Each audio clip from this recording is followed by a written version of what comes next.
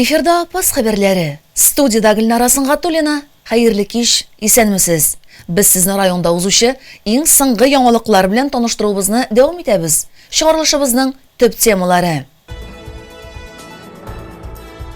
Апас районы нинди сулыш белән яши? Районга эш сәфәре белән Татарстан Республикасы рәисе Рөстәм Миңнеханов килде.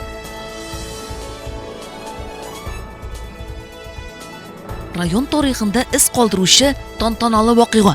Апаста 45 балага исәпләнгән дини-әхлакый истәмә белем бирү йорты ачылды.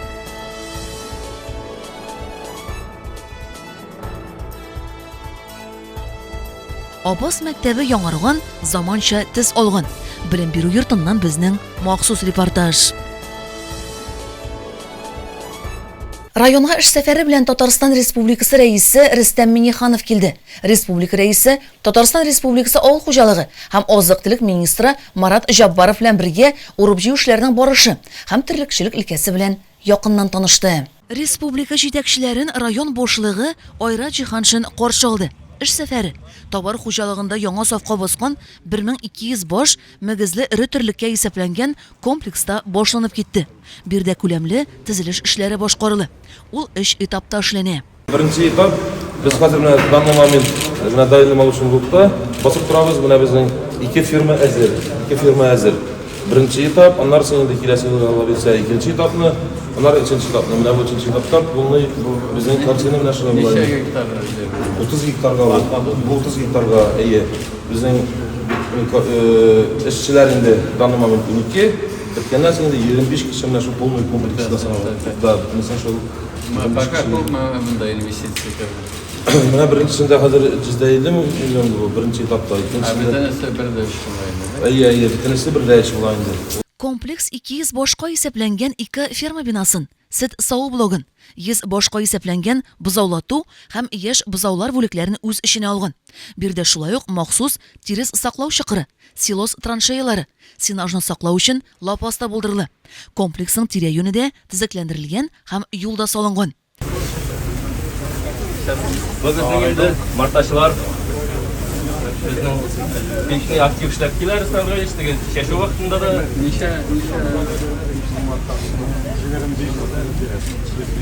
Кыр янәшәсендә районда җитештерелгән азык-төлек, яшелчә, кондитер ризыкларыннан күргәзмә тәкъдим ителде. Шулай ук эшмәкәрләр киләчәктә башкарылачак эш планнары белән дә уртаклашты. безнең ЛПХ Сәмругалиш үзләре иләрендә моны сыр ясыйлар, кырт ясыйлар, турык ясыйлар. Сыйыр тоталар, кәҗә тоталар Сәмругалиш. Үзләренең менә бөтен продукция үзләренеке.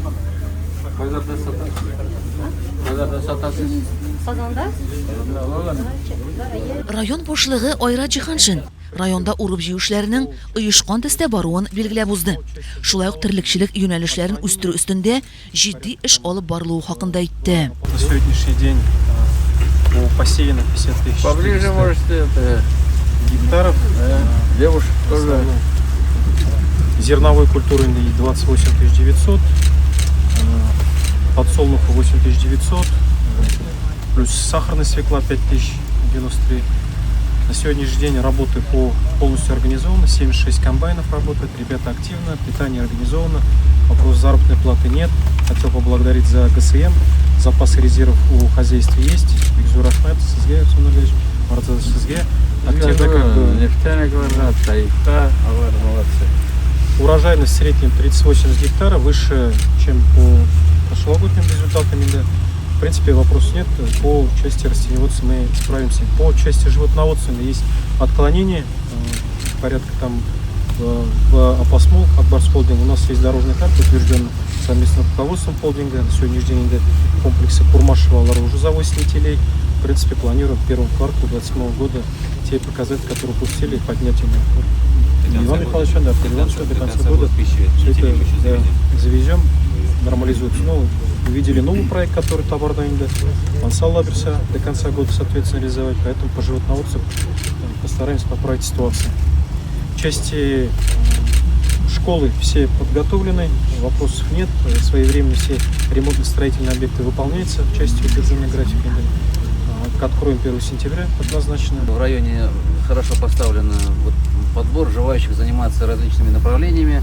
и выпечкой, и овощами, картофелем.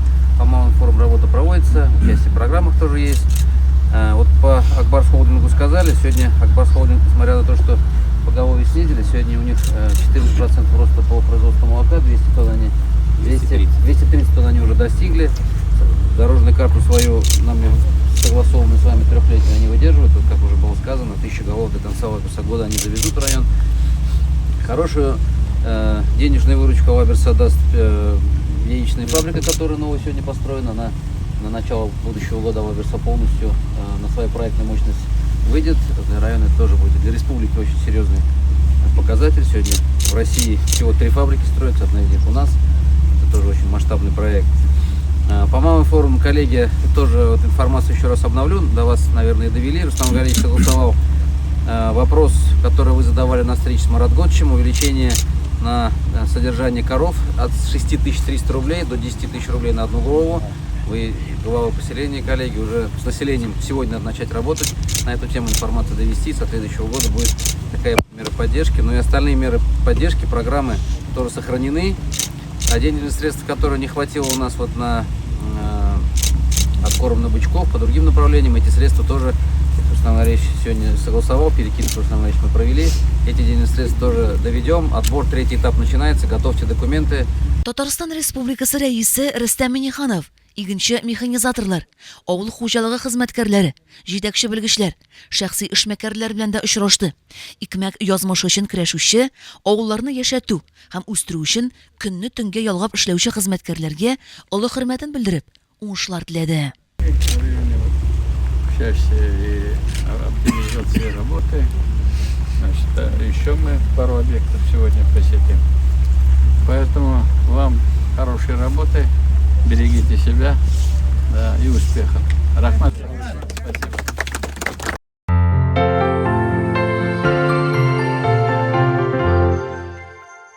Район тарихында із калдыручы тантаналы вакыйга. Бу көнне Татарстан Республикасы рәисе Рөстәм Миңнеханов Апаста яңа төзелгән дини әхлакый истәмә белем бирү йортын ачты.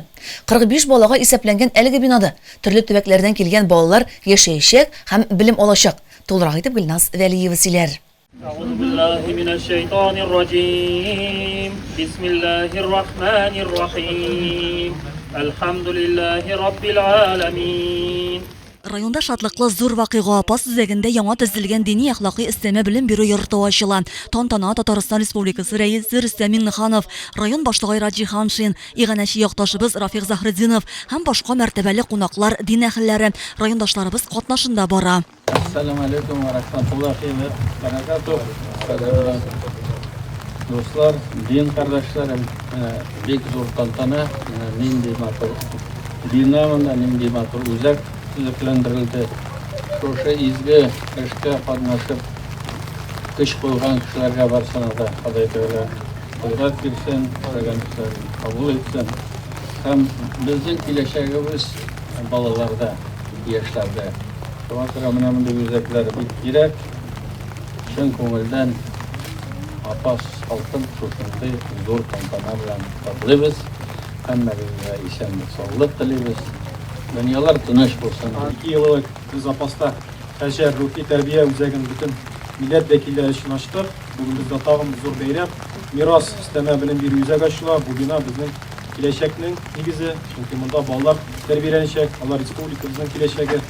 Үзәктә заманча белем белән бергә рухи әхлакый тәрбия дә укытылачак. Әлеге ачылышның шатлыгы икеләктә. Чөнки ул Пәйгамбәрбез Мөхәммәднең туган ае, Мәүлид аена туры килә. Рустам Галиевич, сезгә бик зур рәхмәт. Хөрмәтле Рафик, сезгә зур рәхмәт. Бүген аны төзүгән түгел, аның эштәлеге тирән нигездә белем бирү үзәге булуында катнашу өчен Илдар хәзрәткә һәм Җәлил хәзрәткә аерым рәхмәт. Сез безне бу проектның кирәклеген ышандырдыгыз. Төзүчеләргә дә рәхмәтләребезне аларның тырыш хезмәте өчен. Бәйрәм белән сезне, кадерле дуслар, үзәгебез уңышлы эшләсен. Монда тәрбияләнеп чыккан егетләребез илнең горурлыгы булсын. Яраткан республикабыз, илебез көчле булсын өчен без бүгенге көндә балаларга тәрбия белем бирергә тиешлебез. Һәм шушы безнең халыкның мәдәниятен һәм рухи гадәтләрен саклап калырга кирәк. Менә бу бүгенге проектның төп мөнәсәбәте шунарда. Bizning поколение, biz үскән җегетләр шушы принциплар белән, безне үз примеры белән Рөстәм Нургалиевич тәрбияләде. Шуның өчен сезгә Рөстәм Нургалиевич бик зур рәхмәт. Безнең күңелләребезгә шундый дөрес орлыклар салып, бергәләшеп, шулай бергә эшләгән өчен. Шулай да безнең апас халкын Алла Субхану ва Тааля ярата. Беренчедән безнең бик каты да активный команда главаның Айрат Абдулхаковичның бүгенге көндә бөтен меценатларга, инвесторларга юллар ачып, бөтен мәсьәләләр бик тиз решация ителеп, әлхәмдүлилләh бүгенге көндә юллар ачык, шуңа күрә безнең районыбызга акча килә. Икенчедән, әлхәмдүлилләh безнең ярдәм фондының көнбагыш яктылыклары да апаса килеп җитте. Аның нурлары апас нурланып китте. Илдар Баязитов Илхам командасына бик зур рәхмәт. Алар бик зур эшкә эшлиләр. Бүген без монда бик матур чарада катнашабыз. Бу бинаны ачабыз. Бу бина генә түгел. Бу без өметләнәбез. Бу безнең Татарстанның киләчәген монда үстерәбез. Яшь буыннарны, бездән килә торган буыннарны шушы динне танысыннар, милләтне танысыннар һәм нык итеп шушы җирдә йөрсеннәр. Шуңа күрә без бу бинаны бүген ачабыз һәм Аллаһ Тәгалә безгә безне ярдәменнән ташламасын. Без горурланабыз шушы безнең матур, шундый ныклы Татарстанда яшәүебезгә һәм иншалла киләчәккә дә тырышырбыз иншалла шушы biz үзебезнең ирешләрне дә кертергә. Тәгъбир әйтеп җитәкчеләр бинаның эченә үтте. Алар биредә тудырылган шартлар, уңайлыклар белән танышты, балалар белән аралашты. Ничек сезгә мондагы шартлар? Ошыймы? Сезгә дә ошый. Матур итеп, яхшы итеп укырга сезгә бүтән шартлар тудырылган. Бина 3 каттан тора, барлыгы 3000 квадрат метр мәйданны тәшкил итә. Дини әхлакый өстәмә белем бирү йортында төрле төбәкләрдән килгән балалар яшәячәк һәм белем алачак. Бүгенге көндә бик кирәк шушы фәннәргә кызыга торган, төрле юнәлешләргә кызыга торган безнең яшьләр кирәк. Монда туплыйбыз. Ул төрле яклардан, Россиянең төрле төбәкләрдән монда килеп, монда яшәп, мәктәптә, шушы мәктәптә укыйлар, монда тәрбия алалар һәм апас балаларына да теге шунда да дәресләр бирелә торган класслар була монда бу бинада. Иншалла бүгеннән башлап Алла бирсә шушы яңа адымга басабыз. Бу апас районына да, Татарстанга да бер шундый адым. Беренче этажында безнең банкетный заллар урнашкан. Монда никах мәҗлесләре уздырырга мөмкин, төрле конференциялар һәм дә инде чаралар. Икенче этажында безнең уку процесслары булачак инде. Безнең монда инде өстәмә белем бирү лицензия буенча бирәчәк без инде. Тирәнтен татар телен өйрәнү, тирәнтен татар мөгаллимнәренең, татар мөселман мөгаллимнәренең тарихын өйрәнү булачак һәм дә инде англис телен өйрәнү булачак, араб телен өйрәнү булачак. Һәм аннан башка инде рухи тәрбия дәресләре булачак. Инде гомумән шул монда яшәгән шәкертләр өчен генә түгел, бу өстәмә белем бирү дәресләре бу инде апаста яшәгән балалар өчен булачак һәм дә инде күрше районнар балалары булсын, алар өчен дә булачак. Без инде монда яңа дулкын, яңа татар мөселманнары элитасы тәрбияләшик инде иншалла. 3нче дәрәҗәдә инде 3нче этажда безнең яшәү блогы, анда инде 16 шәкерт сайлап алынган шәкертләр өчен инде бөтен шартлар да тудырылган, йокы бүлмәләре, ял итү җирләре, бөтен нәрсәсе бар. Бүген Аллаһның биргәненә шөкер, әле изге Мәүлид айының 1нче җомгасы да шушы матур тау ягына апасларга килергә Аллаһ Тәгалә насыйп итте.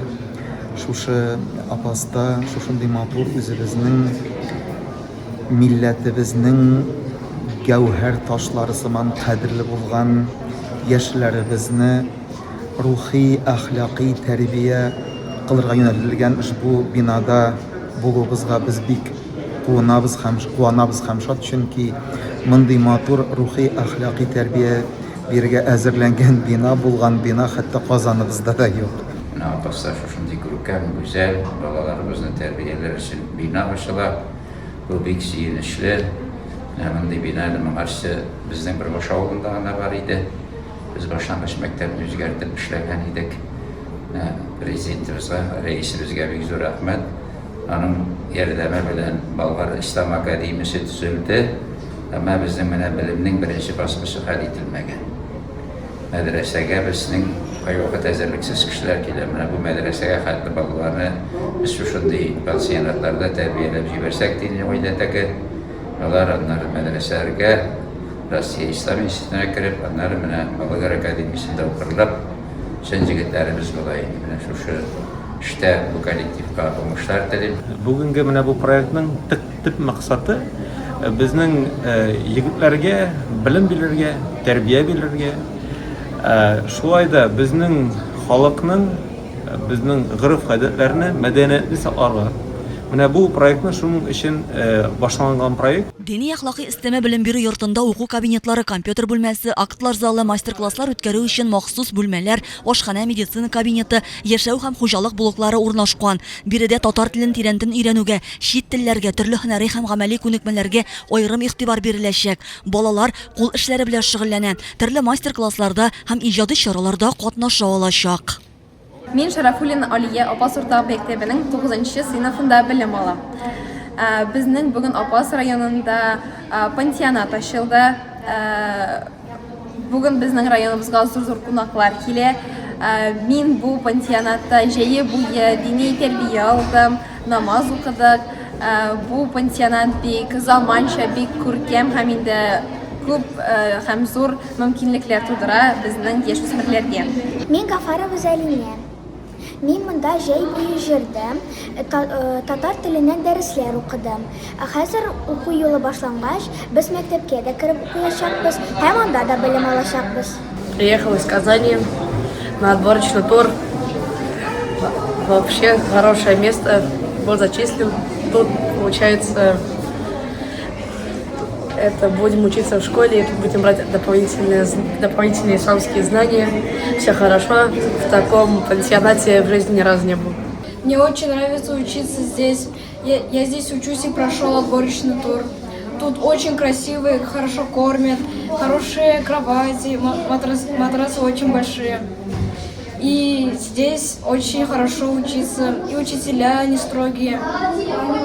И мы ходим тут в разные места. Например, мы ходили в бассейн, в футбольное поле. Я Чупанов Саид. Сюда пришел в Мирас, чтобы преподавать арабский язык, таджвид, Коран, иншаллах, в будущем. И иншаллах будем в будущем двигаться на пути Аллаха, воспитывать наше будущее поколение, исламскую, татарскую элиту. Наше будущее поколение начинается с нас. Binaның тышкы ягында зәвыклы үзенчәлекле мотор итеп эшләнгән. Ул ерактан ук үзенә җәлеп итә. Милли бизәкләр белән бизәлгән заманча үзәк мәктәптән, мәчеттән, бассейннан һәм Боз сараеннан ерак булмаган урында төзелгән.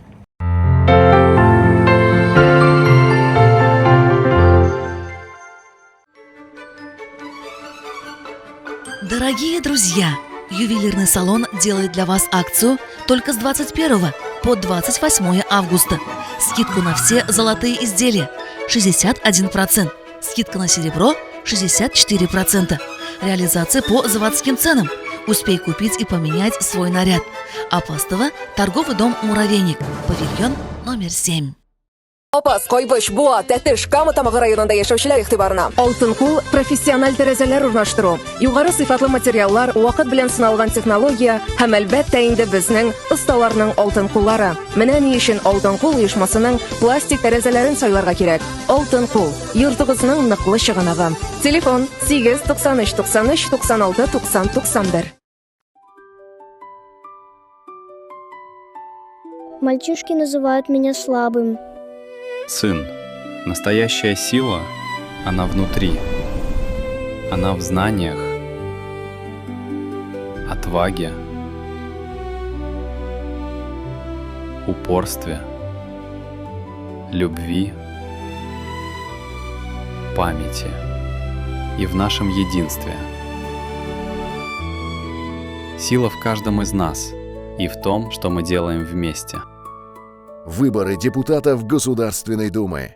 Твой голос – сила России. Эй, выбрал родителей? Нет, не нагулялись еще.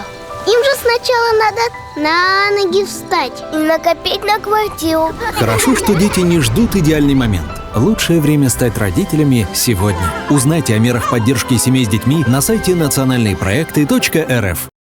Однажды у автослесаря Семена Семеновича, 55 лет, сердечный спидометр показал предельные 200. Его жена озадачилась. Сходил бы ты на диагностику. Но Семенович сказал: не лезь под капот, женщина. Гипертония была рада, что ее хозяин без тормозов и плевал на признаки инфаркта. Истории болезни сердца лучше не затягивать. Мужики, не тормозите, пройдите диспансеризацию. Здоровье важно здесь и сейчас. Это руки Гоши Страхова. Они думают, что уже скоро смогут управлять строительным 3D-принтером. И правильно думают, потому что Гоша – выпускник профессионалитета. Работодатели ждут наших выпускников, которые умеют и думать, и делать. Выбери колледж на yaprof.rf. Профессионалитет. Ты в хорошей компании.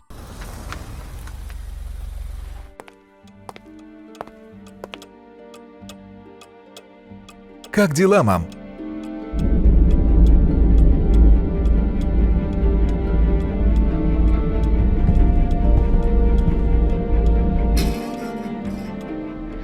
Будьте внимательны. Мошенник может забрать самое дорогое, что у вас есть – ваших родных.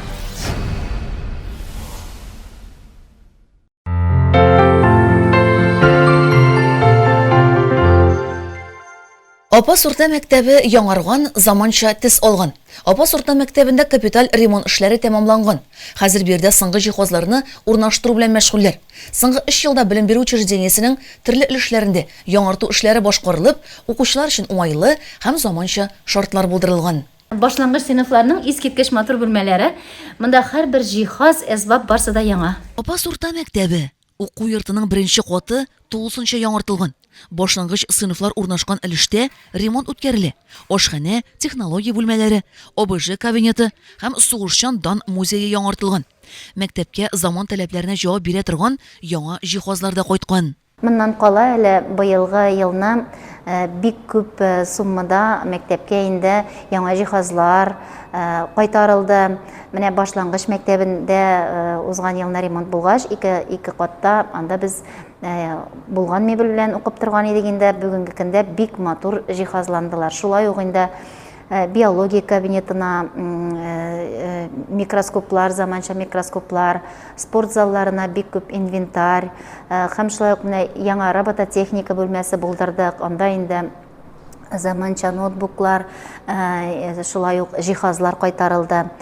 Мин инде бик олы рәхмәтемне үзебезнең район башлыгы Раҗиһаншинга, шушы ремонт эшләрендә катнашкан барлык кешеләргә дә җиткерәсем килә. Барлык коллектив исеменнән һәм инде укучылар, әти-әниләр исеменнән. Апас урта мәктәбе директоры Гүзәлия Зияддинова башкарылган эшләргә ярдәм иткән район башлыгы Айрат Җиһаншинга һәм барлык хезмәткәрләргә, укучылар, ата-аналар һәм мәктәп коллективы исеменнән рәхмәтен җиткерде. Мәктәп коридорларында яңа тез алган. Укучыларның тәнәфес вакытларын файдалы һәм күңелле үткәрү өчен бирдә өстәл уеннары куелган. Ял итү өчен йомшак урындыклар урнаштырылган. Башлангыч сыйныф укытучысы Роза Нургалиева да мәктәптәге үзгәрешләргә сөенечен белдерде. Менә без быел яңартылган мәктәпкә килдек. Мебельләребез искиткеч матур, искиткеч нак. Бүген балалар китаплар алырга килделәр, шак катып. Рәхмәт әйтеп, шатланып кайтып киттеләр, тизрәк 1 сентябрь җитсен дип. Безнең класс балалары робототехника белән шөгыльләнәләр. Менә аның өстәле, урыны да бик җайлы булды. Роботлар да бар, тезәләр, ясыйлар, уйлыйлар, чыгаралар. Мәктәпнең сугышчан дан музее да яңартылган. Айдар Хабибуллин сүзләренчә, ул күп еллар дәвамында укучыларга патриотик тәрбия бирүдә мөһим урын алып тора. Бу инде безнең яңартылган музей боевой славы. Ул безнең мәктәптә күптән эшләп киләдер. Менә инде хәзер яңартылган якка күчтек. Заманча монда безнең бөтен оборудование. И вот рәхим итегез безнең яңартылган музейыбызга. Бу музейда инде безнең күбрәк шушы хәрби тематик белән бәйле инде. Монда инде в основном сугыш чоры экспонатлары билгеләнгән, Афган сугышлары һәм менә хәзерге сугыш вакыйгалары тоже шушында урын алган. ОБЖ кабинетida заманча рәвеш алган. Анда яңа җиһазлар, махсус урындыклар һәм уку өчен кирәкле булган башка әсбаплар урнаштырылган. Вот вашему вниманию представляем, как сказать, современный кабинет ОБЗР. Вот сами видите, как все красиво здесь, как все патриотично. Все цвета нашей государственной символики здесь присутствуют. Вот специальные парты, специальные стулья. Вот обратите внимание, вот у нас передняя часть, как удобно здесь сейчас. Интересно будет работать. Значит, все здесь по полкам, потому что у нас впереди программа 5S. Вот выставлено оборудование, как-то очень много. Все, что просили, вот ни в чем не отказались. Спасибо большое. Вот. Что я еще хочу сказать? Вот мы уже, как сказать, на 99% готовы уже принять детей. Яңартылган мәктәп яңа уку елын заманча мөмкинлекләр белән каршы алырга әзерләнә. Бирдә укучылар өчен белем алу, иҗат итү, спорт белән шөгыльләнү һәм сәләтләрен үстерү өчен тагын да уңайлырак шартлар тудырылган.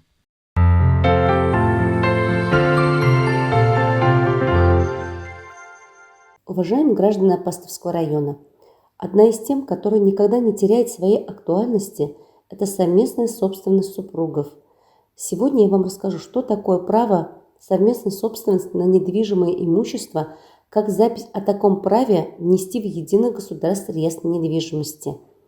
Совместное имущество супругов – это имущество, нажитое супругами во время брака, в том числе приобретенное за счет общих доходов, независимо от того, на имя кого из супругов оно приобретено, либо кем из супругов внесены денежные средства. Супруги имеют на него равные права, но не имеют отдельных долей, которые можно было бы продать. Имущество, принадлежащее каждому из супругов до вступления в брак, а также имущество, полученное одним из супругов во время брака, в дар, в порядке наследования или по иным безвозмездным сделкам, является его личной собственностью. Если в единый государственный реестр недвижимости запись внесена только на одного из супругов, можно подать заявление о внесении изменений в сведениях в ЕГРН, чтобы собственниками числились и муж, и жена. В орган регистрации прав с заявлением может обратиться один из супругов, либо оба супруга. Если обращается один из супругов, то к указанному заявлению должен быть приложен документ, подтверждающий, что на момент приобретения недвижимости супруги состояли в зарегистрированном браке, и законный режим в отношении объекта недвижимости не был изменен супругами в установленном порядке. Представление такого документа не требуется, если в орган регистрации прав ранее представлялось нотариально удостоверенное согласие второго супруга, нет титульного собственника, на совершение такой сделки. Если в договоре о приобретении недвижимости указан только титульный собственник, можно сразу зарегистрировать на основании такого договора право общей совместной собственности супругов. Для этого представляется в том числе заявление о государственной регистрации прав на недвижимое имущество, документ, удостоверяющий личность заявителя, документы, являющиеся основанием возникновения права совместной собственности. В заявлении необходимо указать, что объект находится в общей совместной собственности и сведения об обоих супругах. Хөрмәтле райондашлар, бүгенге тапшыруыбыз ахырына якынлашты. Мин исә сезнең белән саубуллашам. Бар эшләрегездә уң булсын. Исәнлектә күрешик.